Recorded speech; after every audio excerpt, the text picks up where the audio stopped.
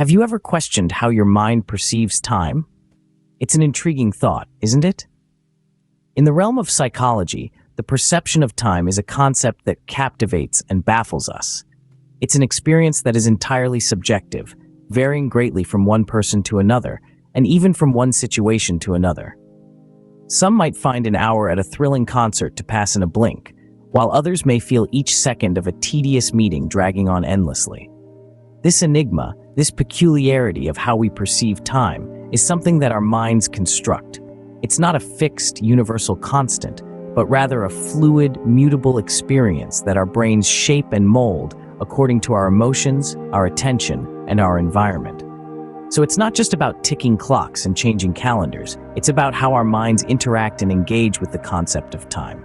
It's fascinating how our minds interpret and handle the concept of time, isn't it? There are several theories that attempt to explain how we perceive time.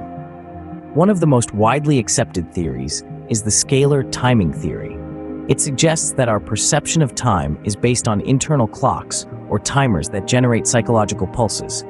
These pulses are then counted by an accumulator, which forms our perception of time. This theory is often used to explain why time seems to slow down when we're afraid and speed up when we're having fun. Our internal clock is believed to speed up or slow down based on our emotional state, altering our perception of time. Next, we have the pacemaker accumulator model.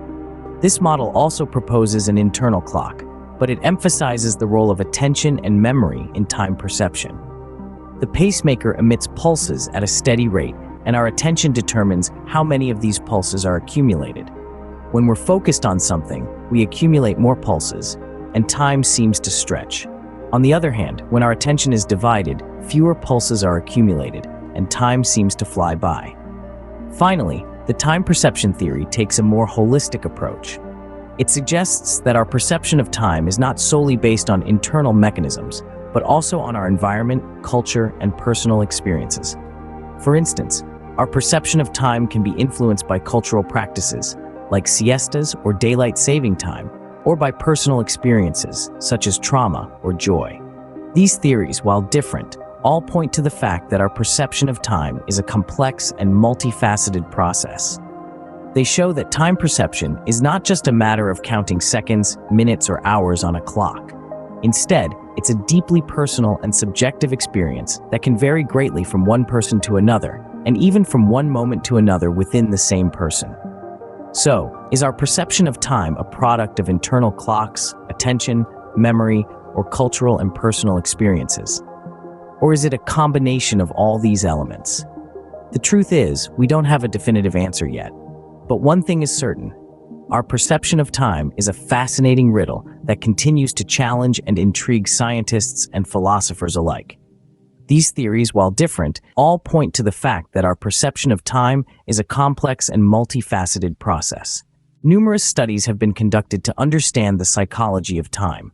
One such study by the University of Minnesota proposed that our perception of time changes as we age, with time seeming to speed up as we grow older.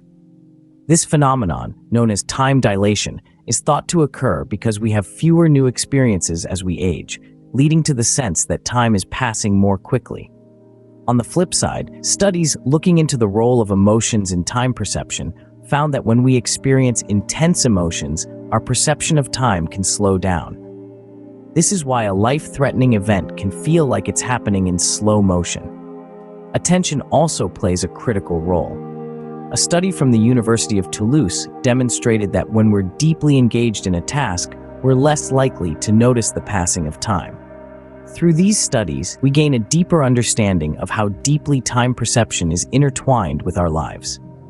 So, what can we gather from all these theories and studies? As we've traversed the labyrinth of time perception, we've encountered a myriad of theories, each offering a unique perspective. From the enigma of how we perceive time, to the various theories that try to explain this phenomenon, and the studies that attempt to unravel its complexities, we've embarked on a thought-provoking journey. Understanding our perception of time isn't just an academic exercise. It provides insights into our minds and behaviors, revealing how our perceptions shape our reality. It's fascinating to think of time not as a fixed entity, but as a fluid concept that changes based on our experiences and emotions. As we wrap up, let's not forget the power our minds hold. The next time you find yourself wondering why time flies when you're having fun or crawls when you're bored, remember, it's all in your mind. But here's a question for you to ponder. If time is a construct of our mind, can we then control it?